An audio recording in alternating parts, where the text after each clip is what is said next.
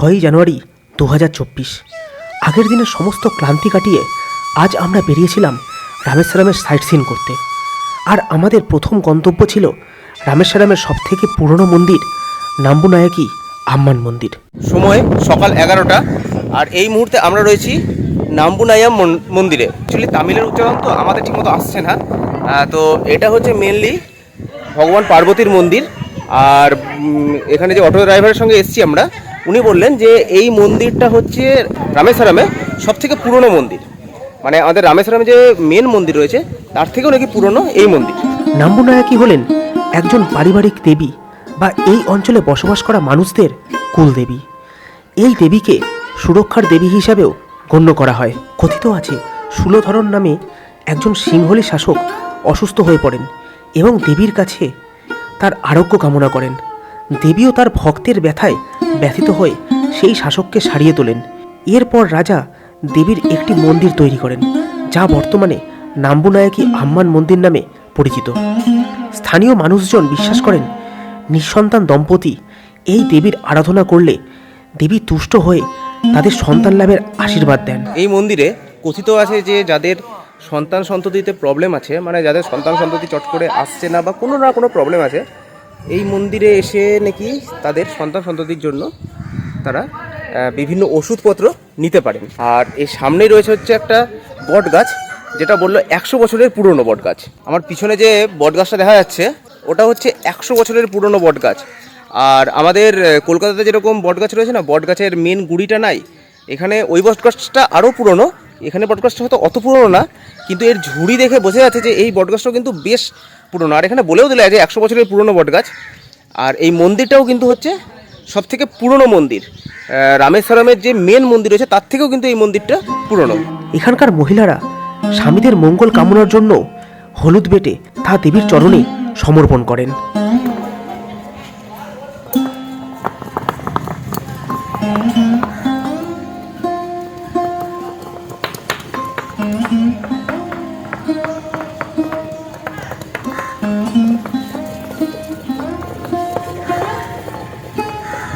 নাম্বুনায়াকি আম্মান মন্দির থেকে বেরিয়ে আমরা চললাম রামকুণ্ড বা রাম তীর্থম দর্শন করতে।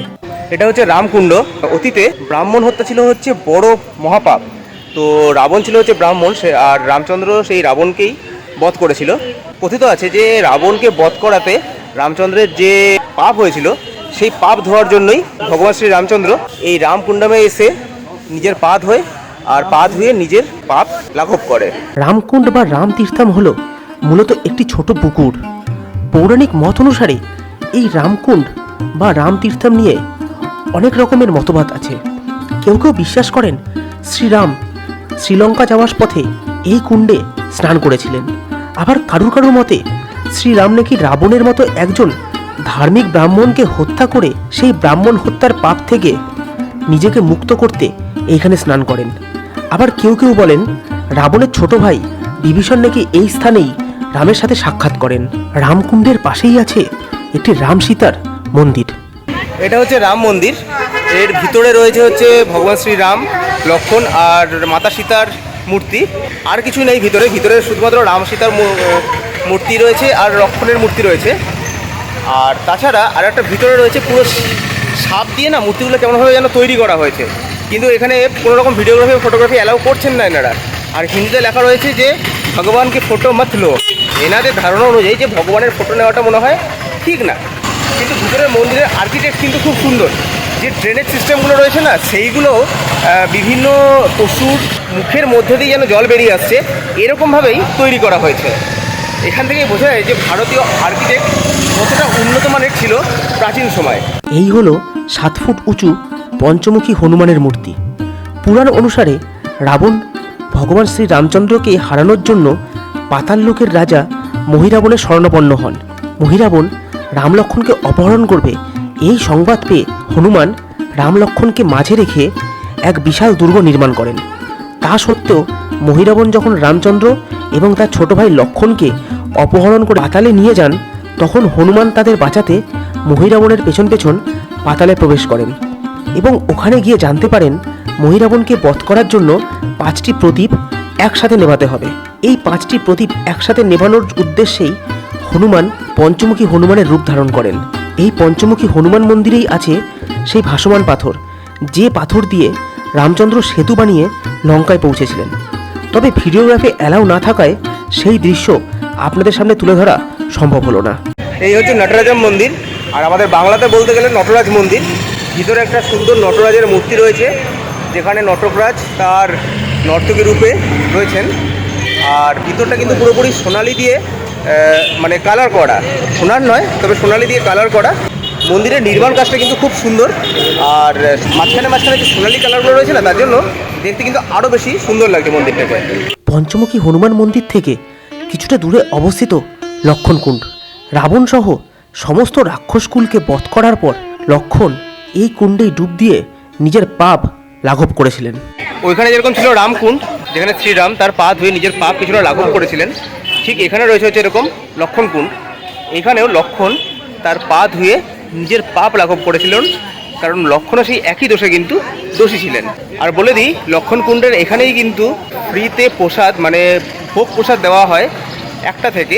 তো আপনারা যদি পারেন তো বেলা 1টার সময় কিন্তু এখানে আসার চেষ্টা করবেন, তাহলে কিন্তু আপনারা এখানকার যে ভোগ প্রসাদ সেটাও গ্রহণ করতে পারবেন। আমার পিছনে যেটা রয়েছে সেটা হচ্ছে শ্রীনাথজি আর যমুনাজির টেম্পেল। শ্রীনাথজি বলতে মেনলি ভগবান শ্রীকৃষ্ণকে বোঝানো হয়েছে, আর যমুনাজি বলতে রাধাকে বোঝানো হয়েছে।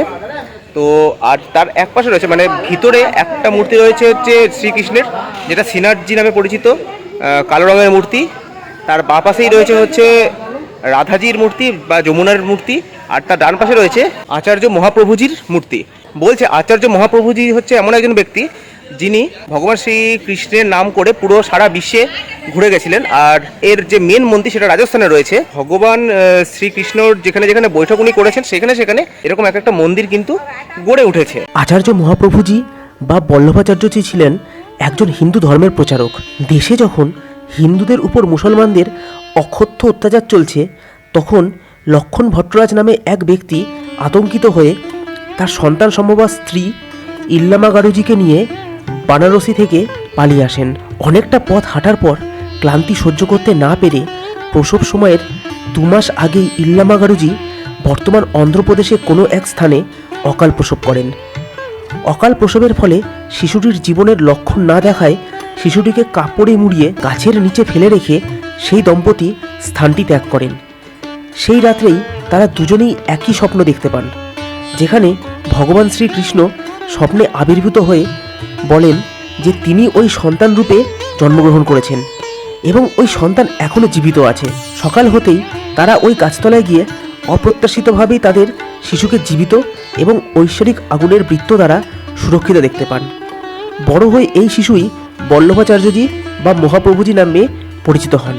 এই মহাপ্রভুজি সারা দেশে 84টি জায়গায় শ্রীমদ্ ভগবদ্ গীতার উপর বক্তৃতা দিয়েছিলেন। ওই স্থানগুলি মহাপ্রভুজির বেথাকজি নামে পরিচিত। রামেশ্বরমের বেথাকজিটি 41 নম্বর বেথাকজি। আমাদের পরবর্তী গন্তব্য ছিল doctor APJ Abdul Kalam memorable museum. সময় 12টা 30, আর এই মুহূর্তে আমরা রয়েছি doctor APJ Abdul Kalam Memorial মিউজিয়ামে। এপিজে আব্দুল কালাম এমন একজন ব্যক্তি যার সম্পর্কে নতুন করে কিছু বলার নাই, আর যার সম্পর্কে জানে না এমন মানুষও নাই। এই মানুষটা হয়তো হিন্দু মুসলিম জাত ধর্মের উপরে গিয়ে শুধুমাত্র ভারতীয়। একজন মুসলিম হয়েও তামিলনাড়ুর মতো রাজ্য, যেখানে মন্দিরের সমাবেশ, যেখানে দেবদেবীর সমাবেশ, সেইখানে এই মানুষটার একটা এরকম মিউজিয়াম রয়েছে, মানে বোঝাই যায় যে মানুষটা নিজেকে কোন উচ্চতায় নিয়ে গেছিল। যাব এপিজে আব্দুল কালাম মিউজিয়ামে, কিন্তু মোবাইল নট অ্যালাউড ভিতরে। কিন্তু আপনাদের প্রত্যেককে বলবো যে তামিলনাড়ু এসে আর কিছু করুন না করুন, এই মিউজিয়ামটা কিন্তু ভিজিট করার অবশ্যই চেষ্টা করুন। কারণ মিউজিয়ামের ভিতরে যা যা রয়েছে সেই জিনিসগুলো কিন্তু ডক্টর এপিজে আব্দুল কালামের শেষ সময়ের এবং তিনি যা যা ব্যবহার করতেন সেই সমস্ত জিনিসপত্র এবং তার যে সমস্ত সম্মান রয়েছে সেই প্রত্যেকটা সম্মান কিন্তু এর ভিতরে রয়েছে। এপিজে আব্দুল কালাম হলেন দেশের 11তম রাষ্ট্রপতি। 2002 সালে তিনি তৎকালীন ক্ষমতাসীন ভারতীয় জনতা পার্টি এবং তৎকালীন বিরোধী ভারতীয় জাতীয় কংগ্রেস উভয়ের সমর্থনে রাষ্ট্রপতি পদে নিযুক্ত হন। ডক্টর এপিজে আব্দুল কালামকে জনগণের রাষ্ট্রপতি হিসাবেও উল্লেখ করা হয়। তিনি ভারতের সর্বোচ্চ বেসামরিক সম্মান ভারতরত্ন সহ বেশ কয়েকটি মর্যাদাপূর্ণ পুরস্কারের প্রাপক ছিলেন। কর্মজীবনে তিনি ছিলেন একজন মহাকাশ বিষয়ক বৈজ্ঞানিক। পরবর্তীতে তিনি defence research and development organisation বা ডিআরডিও এবং ইন্ডিয়ান স্পেস রিসার্চ অর্গানাইজেশন বা ইসরোর সঙ্গে যুক্ত ছিলেন। তিনি সেনাবাহিনীর ক্ষেপণাস্ত্র বা মহাকাশের উৎক্ষেপণযান প্রযুক্তি উন্নয়নের জন্য ভারতের মিসাইল ম্যান নামেও পরিচিত। 2007 সালে যখন কালাম স্যার রাষ্ট্রপতি ভবন থেকে বেরিয়ে আসেন, তখন তার হাতে ছিল দুটি মাত্র সুটকেস। 2015 সালে মৃত্যুর পর তার সম্পত্তি ছিল 2500টি বই, একটি হাতঘড়ি, 6টি জামা, 4টি পাজামা, 3টি স্যুট এবং একজোড়া জুতো। এই মানুষটার জীবনী বলতে গেলে হয়তো এরকম 5-7টা ব্লগও কম পড়ে যাবে।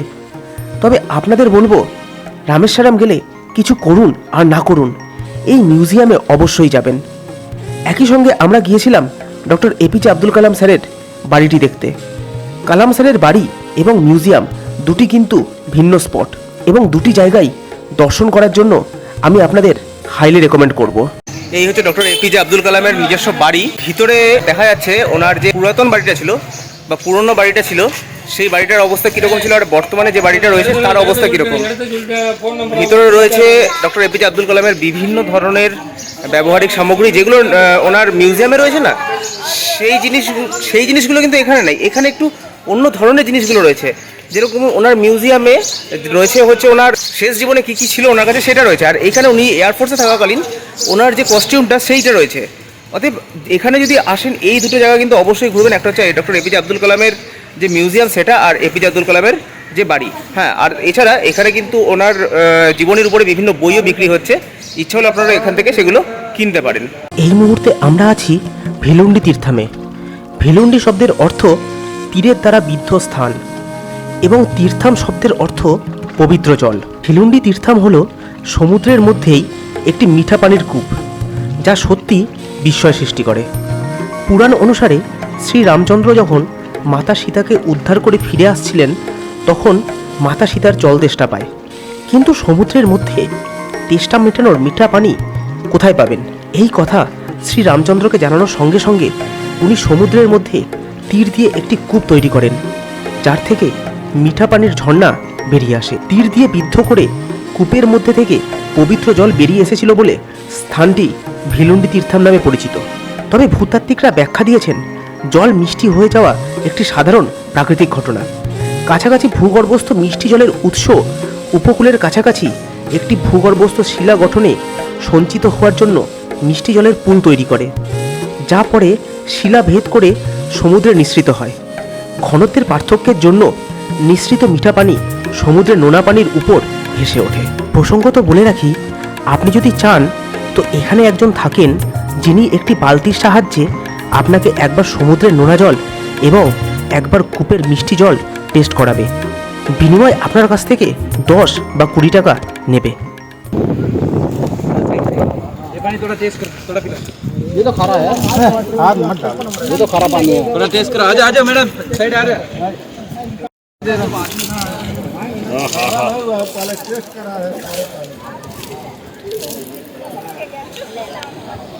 ভিলন্ডি তীর্থম থেকে আমার এক স্যার, আশিস স্যারের জন্য নিচ্ছি হচ্ছে কোরাল। স্যার হয়তো দেখছে এই মুহূর্তে। আর তবে এগুলো কোনো ভাসমান কোরাল না বা ফ্লোটিং কোরাল না, এগুলো এমনি রয়েছে। স্যারের তো একটু ইউনিক কালেকশন করার শখ রয়েছে, তো সেরকম ইউনিক কালেকশন হচ্ছে এখানে এরকম কোরাল।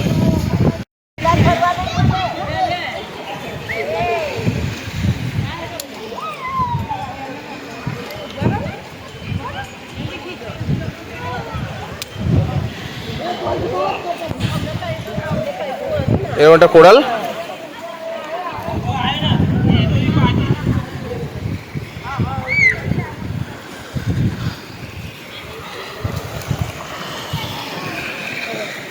আমাদের পরবর্তী এবং আজকের শেষ দর্শনীয় স্থান হলো রামপাদম, যেখানে ভগবান শ্রী রামচন্দ্রের পদচিহ্ন রয়েছে।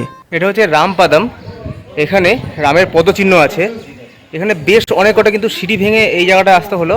আর ভিতরে একটা মানে পাথর রয়েছে, পাথরে রামচন্দ্রের পায়ের চিহ্ন রয়েছে। আর আমার পিছনে যে টাওয়ারটা দেখা যাচ্ছে না, এটা হচ্ছে রামেশ্বরমের সব থেকে বড় টাওয়ার। রামপাদম গন্ধমাদন পর্বতম নামেও পরিচিত। কথিত আছে এই স্থানে দাঁড়িয়েই শ্রী রামচন্দ্র মাতা সীতাকে খোঁজার চেষ্টা করেছিলেন এবং সমুদ্রের উপর রামসেতু নির্মাণের পরিকল্পনাও এই স্থানে বসেই করেছিলেন। যেহেতু প্রাচীনকালে এটাই ছিল রামেশ্বরমের সবথেকে উঁচু স্থান, তাই এটাও মনে করা হয় হনুমান এই স্থান থেকেই লাফ দিয়ে অশোক বাটিকাতে মাতা সীতার খবর আনতে লঙ্কায় গিয়েছিলেন। এই মন্দিরের চূড়া থেকে পুরো রামেশ্বরমের একটা সুন্দর দৃশ্য দেখতে পাওয়া যায়।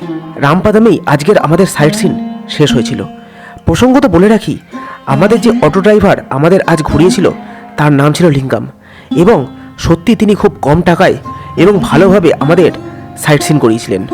আমি লিঙ্গামের ফোন নাম্বার স্ক্রিনে দিয়ে রাখলাম, আপনারা ইচ্ছা হলে ওর সাথে যোগাযোগ করে নিতে পারেন। আজকের পর্ব এখানেই শেষ করছি। দেখা হবে আগামী পর্বে রামেশ্বরম মন্দিরের পুজো সংক্রান্ত বিভিন্ন খুঁটিনাটি তথ্য নিয়ে।